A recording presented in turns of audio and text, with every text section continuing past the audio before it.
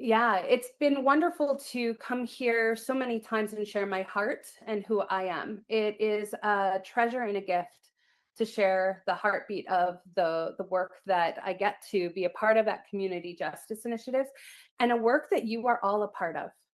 Your support to this organization through sharing this space with us helps us continue to mobilize the work that we do. And so I hope that as I talk, that you see yourself in this. And so I called this restorative practices in a nut or two. I didn't feel like in 15, 20 minutes I could hit the 101 level, but I felt like I could get us started with some information on restorative practices and how those show up in the work that we do. And so when we meet the history of restorative practices, we are able to look most readily at Indigenous roots and see where these practices were being practiced since time memorial, like just forever. We also see it through African, Tibetan, and Celtic traditions. And these all provide us with examples of worldviews that were designed around ideas of connectedness and relatedness, which then inform ways of being. And the beautiful part for you as a unity community is that I would hope that you're able to build a really easy, quick connection between this history of what it means to live a restorative life and unity for which we understand there's no other, that there is one. And so when we think about that, it means to say that when the executive director talked with me about partnering with Unity and sharing space, she read your values and said, there's so much of us in here. There is so much similar. There's so much to connect upon. So some modern articulations, we know that in the Mennonite faith, there holds pieces of practices, mystical Christianity. This looks like pacifism. This looks like practices of peace. This looks like deep threads of community and being together. We see threads of Celtic traditions within this. In Indigenous and African peoples continue to practice, resuscitate, and reclaim the disruption of their restorative ways of being. Likewise, there's a reclaiming of Celtic traditions also. And so I point to these because we understand that when we're doing a land acknowledgement and we're talking about the history that we have, that history of colonization meant that we took ways of being, and if I were to use a fashion metaphor, we put them in a small tote bag and said, these are the ways of being, the things that are good and the ways you can be. And as we start to live into the reality and discomfort, we start to see that it looks more like a large travel suitcase with a backpack and also carry bag. These are all at least IKEA sized full bags of possibilities for how we can be and how we can do. And that really challenges us to be able to hold more, to be able to be with more. And that's not just about the world around us, that's also within ourselves, which I've shared before when I've talked with you, that ability of opening ourselves to more of who we are, to those massive universes within us, is also then what allows us to open to the world around us and be with what is more of what is already there. So there's also many branches and traditions of Buddhism that speak to this idea of interconnectedness, oneness, there's no other. And then we start to see academically restorative practices shaped as a social science field. And this is concerned with how to strengthen relationships between individuals and communities. And these become expressions of what is much of the work that Community Justice Initiatives offers back to the community, again, fueled by community. And those can look like circles, community-led groups and initiatives, coaching, dialogue, mediation, food, community, and gathering in grief and joy. And so these ways of being together are part of how we express that. We don't, however, start there. And I do say often in my work that just because you call something a mediation does not make it restorative any more than a circle is inherently restorative because you shape yourself that way. There is an inward capacity, a coming to the space that makes all the difference in how that experience is going to go. And part of it is that rooted understanding that there is no other. There is interconnectedness. And yet, in conflict, we will find ourselves looking for the degree of separation. We will extract people from where we are and put them somewhere else. We must understand they are still there. Just because you cannot see it does not mean it is dealt with. They are still there. And so those ideas of separateness become part of what can limit our joy to life, what can limit our ways of connecting.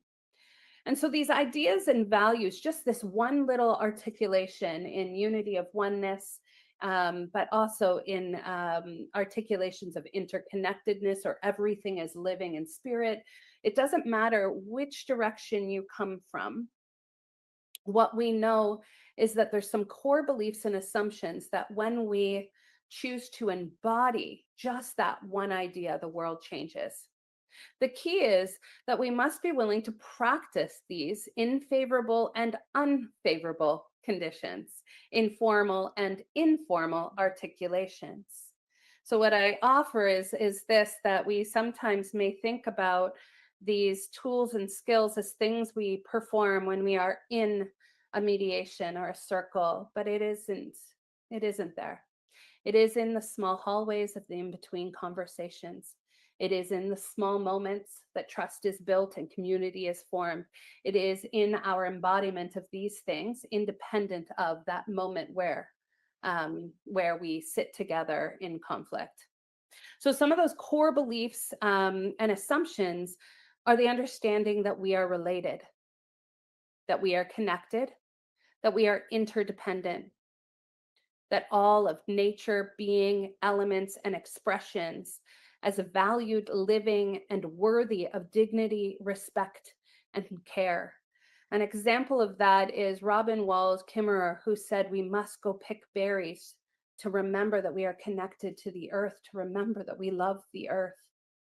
Have we forgotten that we love the earth? Have we forgotten that the earth is loving us? I was at Lumen last night and I watched a performance, and the line that stood out in the performance was the question: the trees offer us peace, but when we walk in the forest, are we offering the trees peace? Is there a sense of reciprocity to this relationship? Are we even aware we're in a relationship? If we, for even one moment, and we will forget, and Robin Wall Kimmerer says so, and says, hey, we got to remember to remember. So when you gather in community together, that's part of what you're doing, is reminding each other. That means that there isn't a person that will not require reminding. No person. We don't ever outgrow the need to be reminded of our interconnectedness. We remind each other. That's the beauty, that's the reciprocity, that's the circle forming that's bigger than any one moment or shaping ourselves in circles, so to speak. We seek to find connection across differences and articulate the bridges needed to do this effectively. To seek to find connection with that which you least understand. To seek to find connection with that which you least relate to.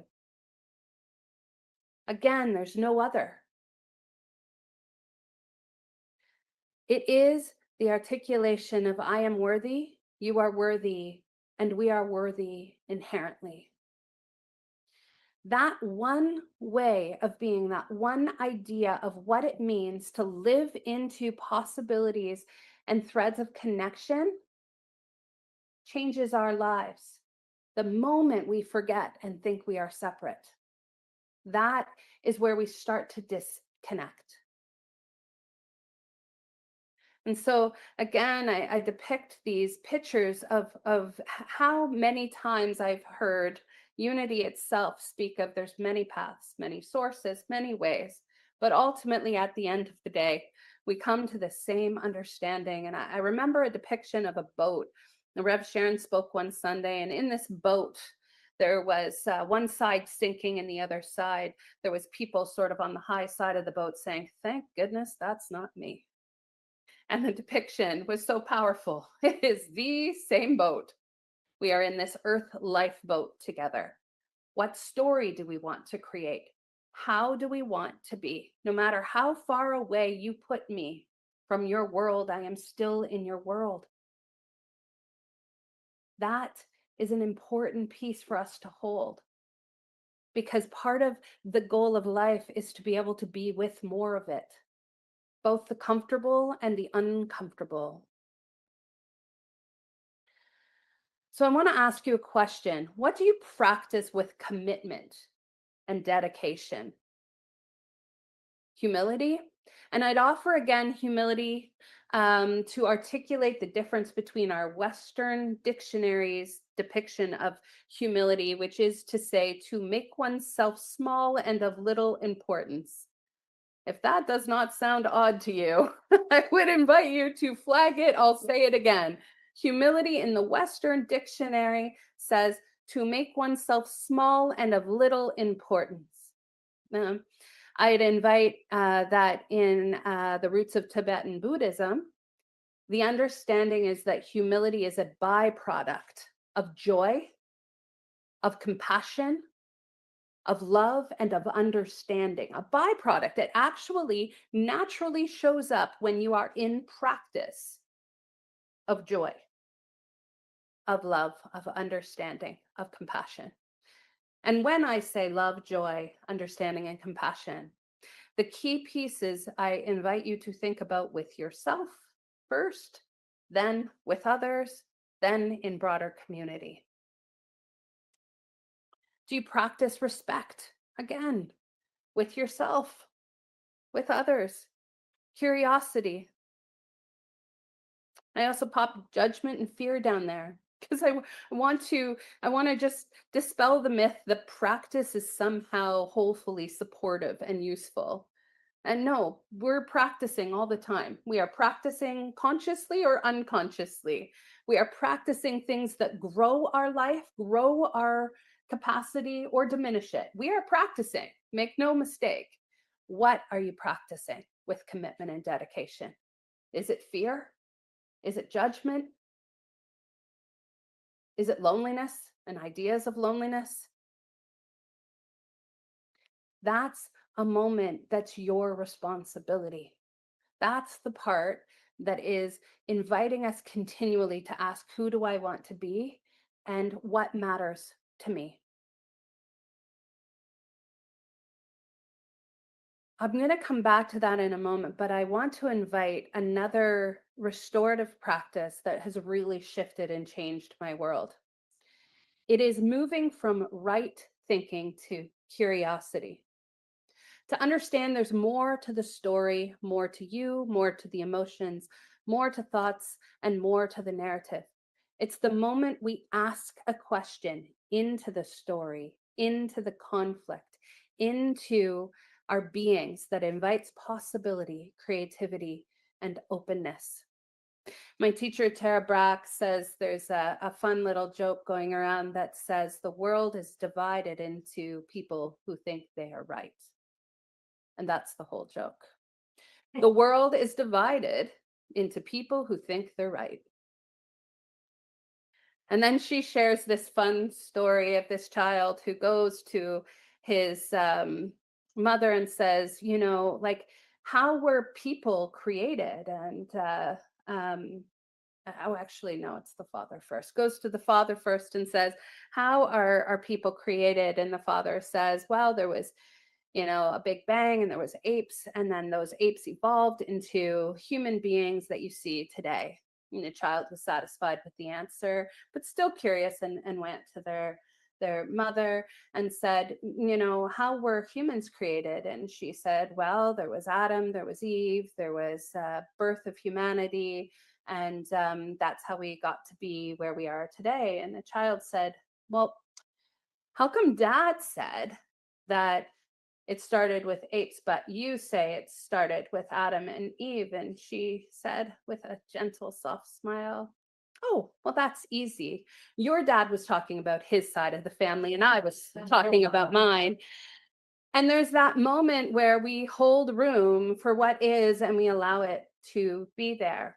And so there's a tool called RAIN that I'm going to offer just a small articulation of. And again, this is where I can move myself from right thinking back to curiosity. So when we are able to do the 2 pieces of RAIN, I've been practicing them now almost exclusively for 6 months. And the 2 pieces of RAIN are this: can I recognize, am I even aware to be with what is? Or do I do something else with what is? And I mean, some of my specialties are rose-colored glassesing it. Oh, that can't be what it was meant to be, or that I just don't believe that it would be this. It can be to tell myself I just needed to do something different, then that thing wouldn't be there. And it can also be a powerful experience to simply recognize what's there. There's a lot going on in our world right now. Yep, there is. There's a lot of beauty in this moment right now. Yeah, there is. There's a lot of sunshine shining. Yeah. I'm actually quite connected in this moment to other people. Yeah, that's all there right now. And then the second piece of this is to allow that to be there without needing to do something about it, to simply recognize and allow. And to be able to do that, we have to be willing to be with a level of discomfort, to hold what will seem like opposite things at the same time. And so Tara Brach says, recognize and allow with that which is to be there. Recently, I read a quote that said, joy doesn't have to wait till the hard stuff is over. It can exist in simple, ordinary moments alongside the mess. Joy isn't a reward for overcoming pain. It's the practice that helps us get through it. And I was thinking about the word resistance, and I was thinking about how much flow I feel in my life when I choose practices of joy, of care, of respect, of dignity and worth, when I choose to hold the belief and understanding we're connected. And I would offer that it can create a form of resistance to that which limits our world. But I would offer more that our values practiced are medicine. They are naturally healing our bodies when we hold them present in whatever it is. So in the same way that that joy doesn't have to wait till the hard stuff is over, love, respect, care, dignity, worth, listening, curiosity, notice, wonder, presence, just to name a few. Don't wait until the hard things are over. These are the medicine that get us through the hard things. These are the practices that shift the very story we're in, the very reality we're living. Adrienne Maree Brown says, I practice what I want to become. I practice what I want to become. And I would say that's the first part of the talk that I offer you. Your values, your practices. You do that because you get to choose who you want to be in this world that you find yourself in this moment, this experience, this challenge. You get to do that. And then there's a tension there, and I like this tension. The second part of what she says is, we practice what we want to create. I practice what I want to become. We practice what we want to create. And that's the part where I'd offer that community is a lot of things, but it is also annoying. It's profoundly annoying. People, it turns out, put them together, super annoying. Recognize and allow that. Recognize and allow that. I practice who I want to become. We practice what we want to create. That tension of being with one another, and I think about in the most intimate relationships we have, there's an understanding, Gabor Mate says, that we will choose the very mirror of all our most frustrating things to be shown to us in those most intimate relationships. And intimate does not need to be limited to erotic and romantic. It is those most people we have to work closely with to get something done. These intimate relationships will call on us to practice who we want to become so that we can practice what we want to create. Whew. So I'd offer this articulation from my own words. First, it is to understand you, the practitioner of restorative ways of being, are the common denominator that goes with you into formal and informal, formal, favorable and unfavorable conditions. It is often the moments between when we think we're on stage that hold healing, transformation, and change. There isn't a path forward where we don't carry ourselves with us. The next step would be to remember this. There is not a path forward that you will find where you don't carry yourself with you. What kind of relationship do you want to have with yourself? What do you want to put in? What are you practicing? So I'd offer one final idea, and it's this: there's power in the seeming polarities. Jung says, don't pick yet, hold both until a third option appears. And in mediation, there's an understanding that we as mediators at community justice initiatives, in the understanding of transformational mediation, know that we don't know better than the people directly involved in the conflict what might be right for them. We know we don't. And trust me, I've gone in where I've thought, I've done a good case development here. I know how this should go. And then I go into it and it goes completely different. And it goes significantly more beautifully than I could have ever designed on my own thinking about what should have happened and what should go from here to here. But there's also this piece where we understand as practitioners, as mediators, that we need to be able to hold the tension, allow it to be there, and watch for when those parties directly involved will want to give us their attention. Here's my hard thing. How about you hold it for me? Sound familiar? Like, I mean, it's a very human thing to do. And yet, it is only in this moment of not picking yet, holding, that the third option appears. And now I'd invite you to just take this practice inside into the I choose who I practice and what I want to become place. So when you consciously hold seemingly opposites, stay versus go, forgive versus hold a grudge, speak versus stay silent, without denying either. So the key is you're not denying either. I'm both getting more healthy in my life and I am struggling with my health. These are two things very true for me right now. Can I hold that without folding into one or another? Can I hold that there like this? Now, if I can, you'll notice I hold my arms out wide, wider than the screen can show. And I hold them out that wide because that's where space comes from, is the between of what it is we can hold. So like I said, if I can only hold a small little tote bag of what's possible, what's good and okay and right, my world's going to look about this big, right? When we think about looking down at our little screens, that's what happens to our brain. We tunnel into this little screen. So when we can hold polarities, which in part, to the degree that we can hold tension and discomfort is to the degree that we can do this practice, something new, completely new, that doesn't cause compromise will emerge. This isn't indecision while you hold it, it's active tension, which leads to a deeper synthesis and a new awareness and creativity. So what I'm saying to you is this active tension can create what I call generative creativity. Active tension, holding it, you will generate creativity. That is the birth product of this challenging space. And that creativity takes you deeper into what was once unconscious, brings it up, and you will create something new. You will see things you never saw before in the space between what those seeming two poles will hold. If you collapse too fast to one side or the other, you miss the synthesis and new awareness.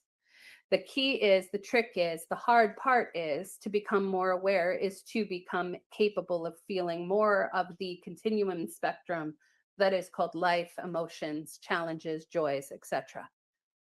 There's also interestingly located there a deeper sense of peace, and I speak from my more personal experience with that. It isn't that the world became friendlier as I came out as who I was in the world. It's that I became more okay with who I was in this world. I became more okay with who I was. And it turns out it's a game changer. I'm okay with that. I'm okay with more of these parts of me being here. So to the degree that we can hold tension and discomfort is to the degree that something new can emerge. Fold too quick, you miss that moment. So I want to invite you into a time of meditation. Meditation where I invite you to come home to yourself, just as Marilyn did at the beginning, that our breath becomes that signal to return to our bodies. As we go into this time of meditation, I offer the words of Robin Wall's Kimmerer. Act on behalf of life. Acting on behalf of life transforms, because the relationship between self and the world is reciprocal. It's not a question of first getting enlightened or saved, then acting. The stories we tell about our world shape our reality. We must tell stories that uphold the bond of community. So as we enter this time of meditation, an invitation to carry two personal questions with you.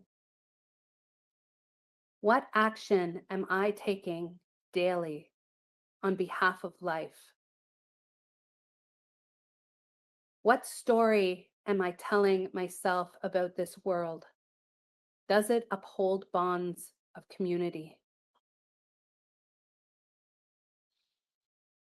Perhaps inviting more breath into your body, more breathing in this invitation, welcoming expansion in the inhale and contraction in the exhale. Perhaps noticing if your eyes want to be closed or in a soft gaze. To sit in this sacred moment of breath, noticing your feet on the earth, and perhaps imagine roots coming from the bottom of your feet, driving into the center of the earth. And perhaps from the top of your head, light that connects to the infinite universe and beyond. Breathing in the sensation of interconnectedness, we deepen our awareness of our connection.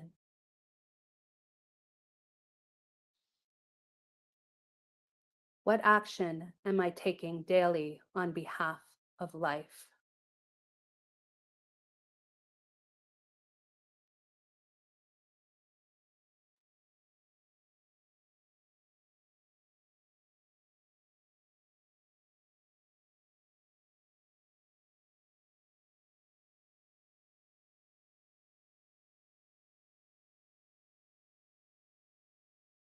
What story am I telling myself about this world? Does it uphold bonds of community? Does it reflect oneness?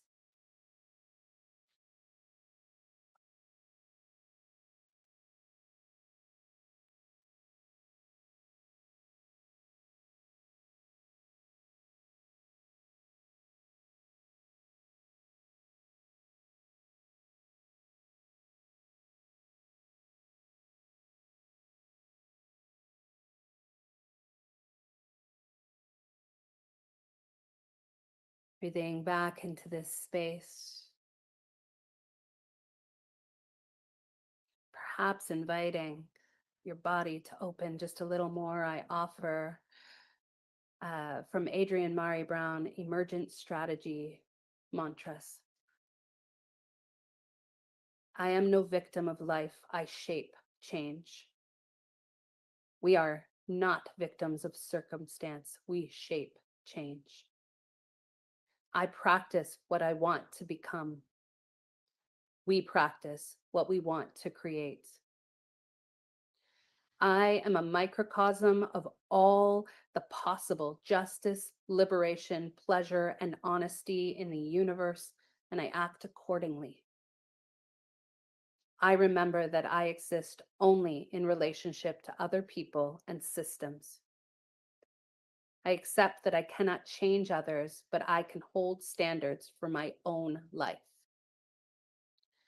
I willingly engage in and support transformational justice processes for accountability and getting in right relationship.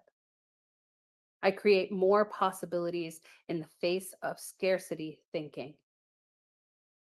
I act from and toward love. And perhaps as you come back into this space, you just imagine, if you're silly and a little bit weird like me in the best way possible, maybe imagining what it would be like to have a smile form on your belly, perhaps one on your face, maybe on your fingertips and your toes. What would it be like for your feet to smile? your heart to just put on just a big silly grin, and feel into that.